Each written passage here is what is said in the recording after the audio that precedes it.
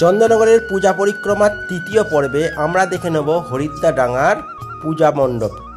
এবছর এই মণ্ডপটি হীরক জয়ন্তী বর্ষ উদযাপন করা হয়েছে। সেই উপলক্ষে পুরো মণ্ডপটিকে সুন্দরভাবে আলোকসজ্জা এবং প্যান্ডেলটিকে সুসজ্জিতভাবে গড়ে তোলা হয়েছিল।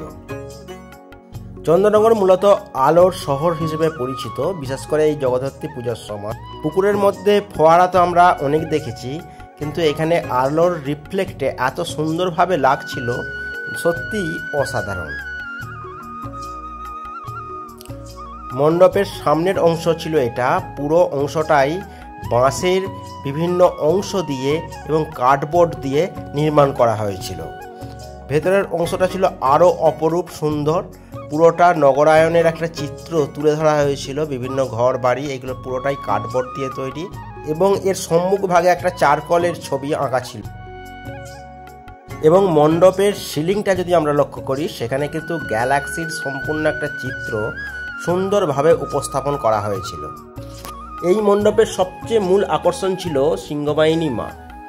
মায়ের রূপ এবং মায়ের যে আকার এতটাই বড় ছিল যে দাঁড়িয়ে দেখার মতো।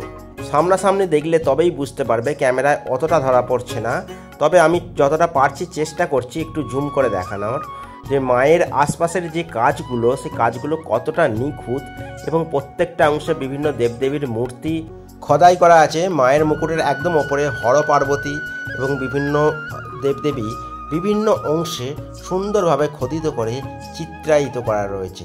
এই মণ্ডপটি তোমাদের কেমন লাগলো অবশ্যই জানিও।